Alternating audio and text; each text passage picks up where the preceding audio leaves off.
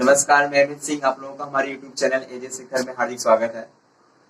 हमने अपनी पिछली क्लास में वर्ब्स के डेफिनेशन और उसके काइंड्स के बारे में हमने बात किया था और उसमें से जिसमें मैंने बताया था कि वर्ब होता क्या है और ये कितने प्रकार के होते हैं। तो मैंने बताया उसमें वर्ब हमारे 5 प्रकार के होते हैं। वर्ब पहला हमारा था इंट्रांसिटिव, दूसरा हमारा ट्रांसिटिव था, तीसरा हमारा एक्सिलरी वर्ब था, चौथा हमारा लिंकिंग वर्ब था और जो पांचवा सबसे लास्ट में था हमारा वो फ्रेजल वर्ब था। जिसमें से हमने आपको 2 वर्ब के बारे में पूरी तरह से बता दिया था।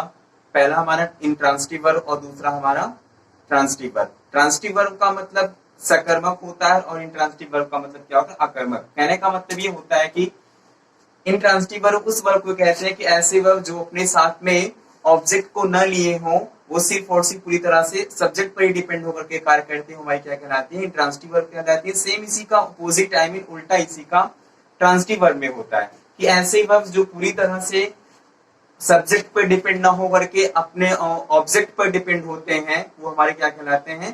ट्रांसिटिव वर्ब कहलाते हैं। अब ट्रांसिटिव वर्ब में जो ऑब्जेक्ट होता है वो हमारे 2 टाइप के होते हैं। मैंने बताया इसके पहले वाली क्लास में बताया था मैंने कि ऑब्जेक्ट हमारे 2 टाइप के होते हैं। एक तो हमारा डायरेक्ट ऑब्जेक्ट और दूसरा हमारा इनडायरेक्ट ऑब्जेक्ट। तो उसको जानने के लिए मैं बार बार बताना नहीं चाहूंगा। तो आइए हम दूसरे टॉपिक पे चलते हैं। जो तीसरा हमारा वर्ब था, हमारा तीसरा कौन सा है? Linking verb.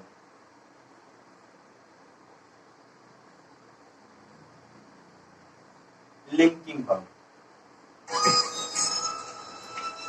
लिंकिंग वर्ब का अर्थ ही होता है संबंध जोड़ना। लिंक का मतलब ये हो गया कि लिंकिंग का मतलब लिंक से रिलेटेड रखता है, तो इसी से बना हुआ है, संबंध जोड़ना होता है। तो कैसे जानेंगे इसकी डेफिनेशन क्या होती है? मेन जो लिंकिंग वर्ब होती है वो इस टाइप की होती है कि सबसे अगर मेन लिंकिंग वर्ब के बारे में अगर बात करते हैं तो ऐसी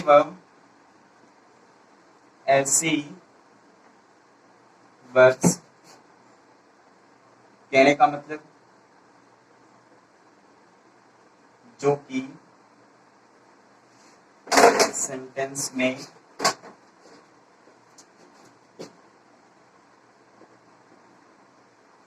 मेन वर्ब का काम करती है। ऐसे वर्ब जो सेंटेंस में क्या करती है? मेन वर्ब का काम करती है। जैसे कि मेन वर्ब का काम कौन से करेंगे? कहने का मतलब ये हो जाता है कि बी एक ऐसी वर्ब है जिसकी कई फॉर्म इसके होते हैं। तो बी का फॉर्म कौन कौन सा होता है? इज, एम, आर, वाज, वर।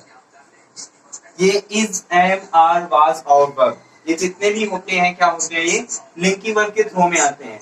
कहा गया कि मेन वर्ब का काम करती हैं, लेकिन अगर इन्हीं लिंकिंग वर्ब जो टोटल होती हैं, अगर इन्हीं वर्ब के बाद में कोई दूसरी अगर हमारी वर्ब अगर आ जाती है, यानी कि फुल वर्ब अगर आ जाती है, तो टोटल वो क्या बन जाएगी? लिंकिंग वर्ब ना हो करके वो ये जितनी भी लिंकिंग वर्ब होती हैं वो लिंकिंग वर्ब ना बन करके वो हेल्पिंग वर्ब के थ्रू में आ जाती है। तो हमें ये ध्यान रखना है कि लिंकिंग वर्ब अपने आप में क्या होती है? वो एक लिंक बताएगी, संबंध बताएगी, कॉम्प्लीमेंट और सब्जेक्ट का।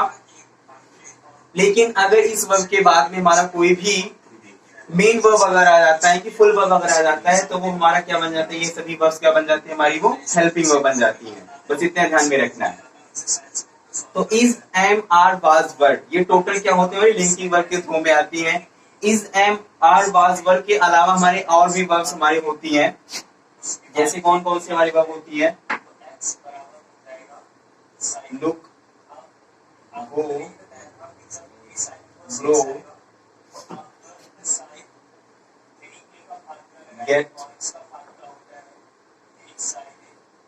कम, turn, seem, appear, stay, taste, feel,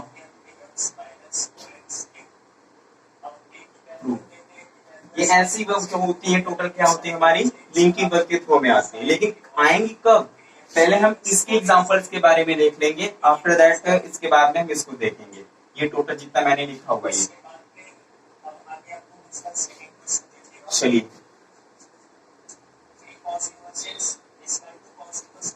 I am a good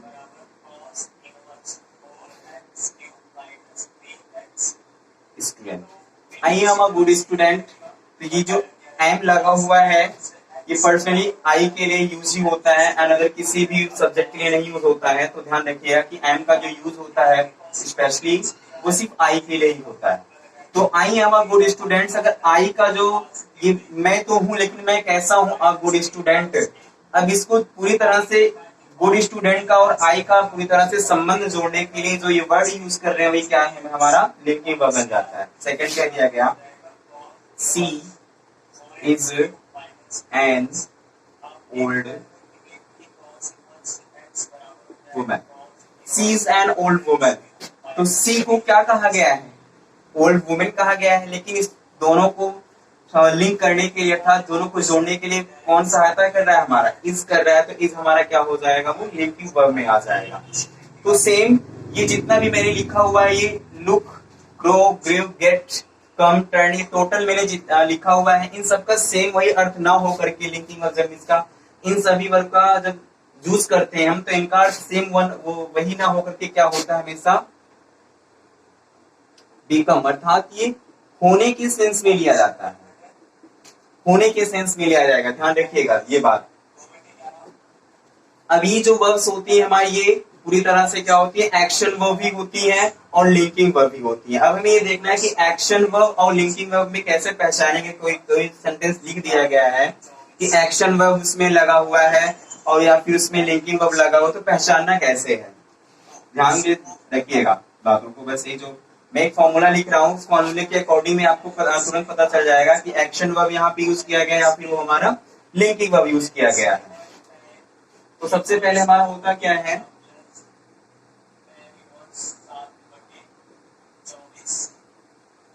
linking verb के लिए होगा क्या कि जो सब्जेक्ट आएगा उसके बाद में हेल्पिंग वर्ब प्लस उसके बाद में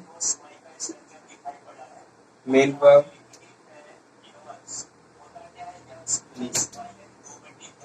सॉरी कॉपी लॉन्ग हो जाएगा तो आप शॉर्ट में देखिए जिससे आप तुरंत समझ जाएंगे। कहने का मतलब कॉम्प्लीमेंट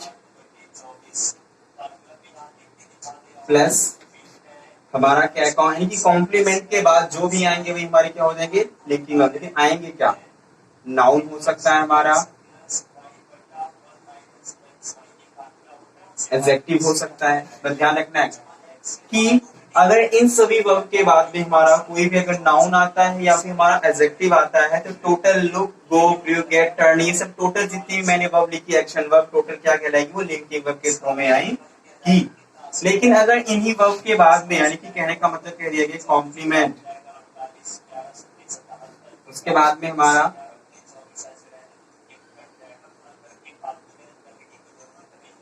एडवर्ब, एडवर्ब अगर आ गया है, यानी कि कॉम्प्लीमेंट है उसके बाद अगर एडवर्ब आ गया है, तो ये क्या बन जाएंगे हमारी, ये एक्शन वर्ब बन जाएंगी, एक्शन वर्ब बन जाएंगे। एडवर्ब कहने का मतलब क्या, एल वाई लगा हुआ हो लास्ट में, अर्थात एडवर्ब ऑफ मैनर वो बताएगा। अगर किसी भी एडवर्ब के लास्ट में एल वाई लगा है तो एडवर्ब ऑफ मैनर बताता है वो। तो ध्यान रखना हमें, अगर कॉम्प्लीमेंट के बाद में नाउन या क्या कहते हैं एडजेक्टिव लगा हुआ है तो टोटल हमारी क्या कहलाएगी, लिंकिंग वर्ब कहलाएगी। और अगर कॉम्प्लीमेंट के बाद में एडवर्ब लगा हुआ है तो एडवर्ब जो टोटल लगा होगा, तो टोटल जितनी ये मैंने वर्ब लिखी है वो लिंकिंग वर्ब ना कहला करके वो एक्शन वर्ब कहलाएंगी। तो आइए अब इसी बात को क्या करते हैं, एग्जांपल के थ्रू से जानेंगे कैसे क्या होता है।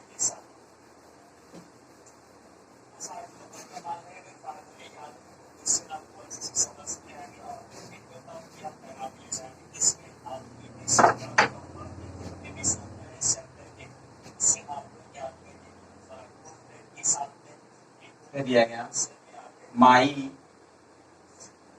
Dream came, my dream came true. तो यहाँ पे अब देखना है ये जो ट्रू है हमारा, ये क्या एडजेक्टिव है, और ये जो केम लगा हुआ है, जो मैंने पूरा का पूरा वर्ब अभी लिखा हुआ था उसमें से हमारा केम आया हुआ है, तो केम का जो सेंस होगा हमारे यहाँ पे क्या होगा, आने से नहीं मतलब है, बीकेम होगा। अगर इसी के में क्या लगा देते हैं, ट्रूली अगर लगा देते हैं तो माई ड्रीम केम ट्रूली, अगर ट्रूली लग गया तो तुरंत ये एक्शन वर्ब बन जाएगी हमारी ये केम। अगर यहीं पे हम ट्रूली नहीं लगाते हैं, सिर्फ ट्रू रहने देते हैं, तो क्या बन जाएगा हमारा, वो केम हमारे लिंकिंग वर्ब में बन जाएगा। कह दिया गया the mangoes delicious, the mango delicious, ये इतना सिर्फ लिखा हुआ है, सॉरी, द मैंगोज टेस्ट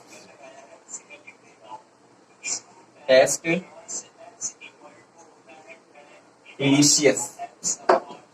अब यहाँ पे डिलीशियस एडजेक्टिव है हमारा, और ये टेस्ट हमारा लिंकिंग वर्ब के थ्रू में है, क्योंकि मैंने लिखा हुआ यहाँ पे अगर कॉम्प्लीमेंट के बाद में एडजेक्टिव अगर आता है तो एडजेक्टिव हमारा आया हुआ है जो लिखा हुआ है, तो ये कॉम्प्लीमेंट के थ्रू में देखना है हमें। ये कहने का मतलब, कॉम्प्लीमेंट का मतलब ये जो होगा हमारा, बस यही दोनों चीजों को ध्यान रखना कि जो भी वर्ब्स मैंने लिखी थी अभी, उन वर्ब्स के बाद में अगर ये नाउन या फिर उसके बाद में एडजेक्टिव अगर आएगा तो टोटल क्या बन जाएगा हमारा, वो लिंकिंग वर्ब बनेगा। लेकिन अगर इसी को हम डिलीशियसली कर देते हैं तो ये हमारा क्या बन जाएगा, एक्शन वर्ब में आ जाएगा। तो हमें ध्यान रखना है, अगर किसी भी वर्ब के बाद में नाउन या फिर एडजेक्टिव अगर आएगा तो हमारा वो लिंकिंग वर्ब होगा, और ये किसी भी वर्ब के बाद में अगर एडवर्ब अगर आ जाता है, अर्थात एडवर्ब ऑफ मैनर अगर आएगा तो क्या बन जाएगा, एक्शन वर्ब बन जाएगा। तो आप समझ गए कि लिंकिंग वर्ब होती क्या है। अब चौथे नंबर पे बात हमारी आएगी एक्सिलरी वर्ब्स की।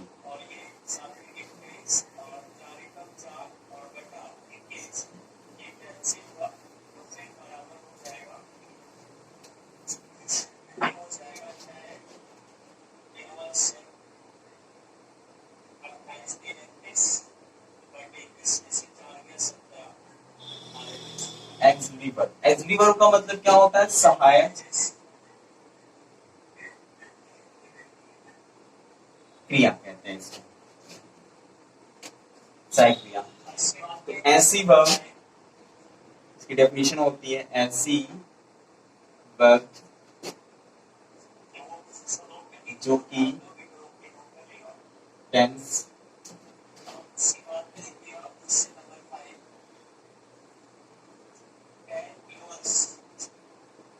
का निर्माण या मोड करने में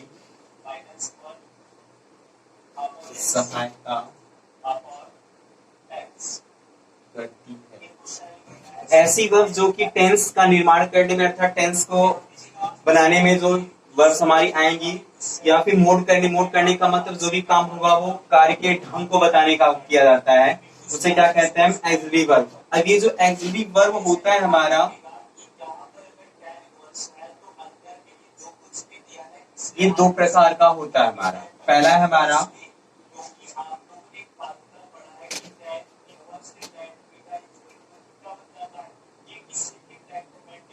प्राइमरी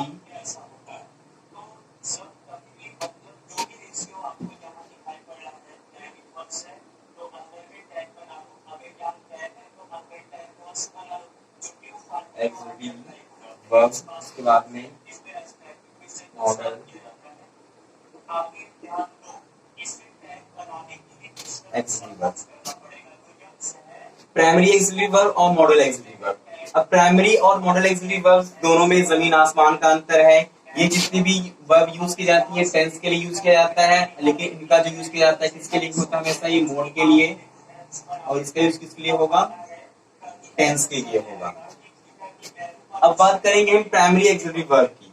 प्राइमरी एक्सिलरी वर्ब जो होता है टोटल, ये अपने आप में से पूरे की पूरी जितने भी टेंस हम देखें, तीन टेंस के द्वारा जो 12 टेंस का क्रिएशन हुआ है, निर्माण हुआ है, उन सब में जो पूरी जितनी भी वर्ब्स अगर यूज की जाती है तो टोटल क्या यूज होती है, हमारी प्राइमरी एक्सिलरी वर्ब यूज की जाती है।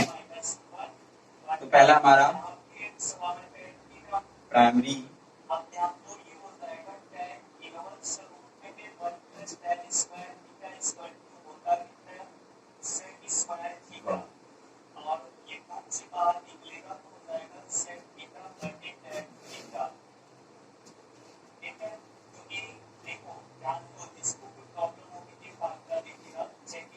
चलिए डेफिनेशन होगी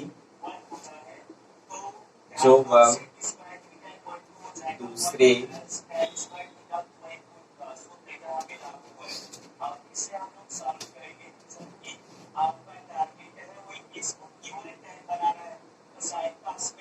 साथ जुड़ती है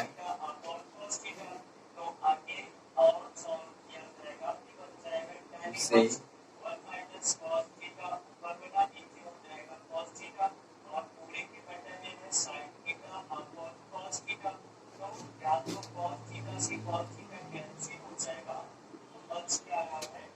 तो जो वर्ब्स दूसरे फुल वर्ब के साथ में जुड़ती हैं उसे प्राइमरी एक्सिलरी वर्ब कहते हैं। फुल वर्ब कहने का मतलब जो मेन वर्ब होती हैं, वर्ब की जो फॉर्म होती हैं, वो आगे मैं आपको बताऊंगा जब मैं पूरा वर्ब चैप्टर आपको पढ़ाऊंगा। धीरे धीरे आपको हमारी नेक्स्ट क्लासेस में होंगी जो फुल वर्ब होती क्या है। तो अब ये प्राइमरी एक्सिलरी वर्ब के थ्रू में हमारी 3 वर्ब आती है। पहली कौन सी हमारी? पहली हमारी बी, दूसरा है हमारा डू और तीसरा है हमारा हैव। तो इस एक्सिलरी वर्ब के अकॉर्डिंग में हमारा बी आएगा, डू आएगा, हैव आएगा। अब हमें इनके बारे में देखना है कि where is use be, do and have, कहां कहां पे कैसे हम यूज करेंगे इनका। सिर्फ यूज अभी देखना है, कैसे कहां पे कब कैसे यूज हो रहा है, किसके साथ क्या क्या लगेगा, अभी हमें बिल्कुल ध्यान नहीं देना है। सबसे पहला है हमारा बी। पहले देखिए कि बी एक ऐसी वर्ब है जो अपने आप में ही ढेर सारी वर्ब को लिए रहती है। इसकी बी का ढेर सारा फॉर्म होते हैं, जैसे is, am, are, was, were, being,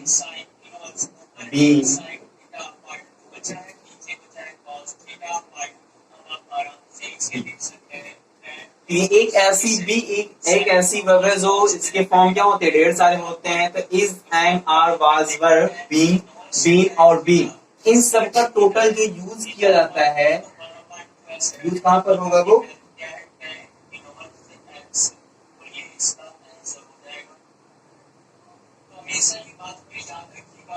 continuous tense में यूज किया जाता है। बस ध्यान रखना है कि बी एक ऐसी वर्ब है जिसके अकॉर्डिंग में इतनी वर्ब्स आती है, is, am, are, was, were, be, being, being, ये इन सब का जो टोटल यूज होता है कहां पर होता है, वो कॉन्टिन्यूअस टेंस में किया जाता है। अब सेकंड नंबर पे हमारा क्या है, डू है। डू भी हमारा 2 होता है, डू, डज, उसके बाद में डिड। अब डू और डज ये दोनों जो होते हैं कहां पर यूज किए जाते हैं, totally present indefinite tense. Present indefinite tense का होता तो है, बट कौन सा वो हमारा, ये हो गया प्रेजेंट इंडेफिनिट टेंस में। अब ये जो हमारा होता है ये पास्ट इंडेफिनिट टेंस के नेगेटिव एंड इंट्रोगेटिव सेंटेंसेस। तो ध्यान रखने, टू और डज वो प्रेजेंट इंडेफिनिट टेंस में यूज किया जाता है, बट जो डिड बचा हुआ है हमारा वो पास्ट इंडेफिनिट टेंस में यूज किया जाता है। पास्ट इंडेफिनिट टेंस के अफर्मेटिव सेंटेंस में, आई मीन अफर्मेटिव सेंटेंस को छोड़ करके जो शेष 2 बचते हैं हमारे नेगेटिव और इंट्रोगेटिव सेंटेंस, इनमें यूज किया जाता है हमारा डिड का। अब बचता है हमारा क्या, हैव। हैव ये भी 3 होता है, हैज, हैव, उसके बाद में हैड, ये 3 होता है, हैज, हैव और हैड। इनका जो यूज होता है ये परफेक्ट परफेक्ट टेंस लेके आता है। बस हमें ध्यान रखना है क्या कि बी जो वर्ब होती है वो कॉन्टिन्यूअस में यूज की जाती है। जो डू वाले वर्ब्स होते हैं हमारे प्राइमरी एक्सिलरी वर्ब उनका प्रेजेंट इंडेफिनिट टेंस में और उसके बाद में पास्ट इंडेफिनिट टेंस में, पास्ट इंडेफिनिट टेंस के नेगेटिव और इंट्रोगेटिव सेंटेंस में किया जाता है। और ये जो होती है हमारी हैव के साथ में जो यूज किया जाता है ऐसी वर्ब्स जो टोटल किस में आती है हमारी परफेक्ट टेंस में आती है। तो इतनी वर्ब्स हमारी क्या होती है ध्यान रखना है हमें, टोटल किसके अकॉर्डिंग आएंगी प्राइमरी एक्सिलरी वर्ब की आएंगी। अब इसमें हमारा वर्ब का जो फॉर्म लगता है अभी हमें इसके बारे में नहीं देखना कि वर्ब मेन वर्ब की कौन सी फॉर्म, मेन वर्ब की अलग क्लासेस हमारी होगी क्योंकि वो जो वर्ब की फॉर्म बहुत ही इंपॉर्टेंट रखती है। क्योंकि जितने भी हमने वर्ब लिखे क्योंकि अभी आप जो टोटल पढ़ रहे हैं सिर्फ और सिर्फ क्या पढ़ रहे हैं हेल्पिंग वर्ब में पढ़ रहे हैं। तो हेल्पिंग वर्ब के बाद हमेशा मेन वर्ब आता है। तो मेन वर्ब को हम बाद में पढ़ाएंगे, पहले हम हेल्पिंग वर्ब के बारे में जान लें हेल्पिंग वर्ब कौन कौन से क्या होते हैं। अब बात होती है हमारी इनके एग्जाम्पल्स की, थोड़ा बहुत एग्जाम्पल्स के बारे में जान लें इनके कि कैसे होंगे ये दो दो चार चार एग्जाम्पल्स के बारे में हम जान जाएं।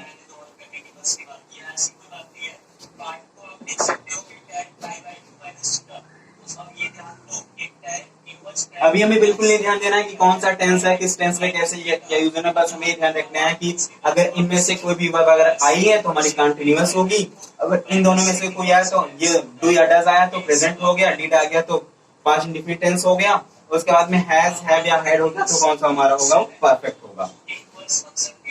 तो 4-5 हम लिख रहे हैं, चूज करना है हमें। सी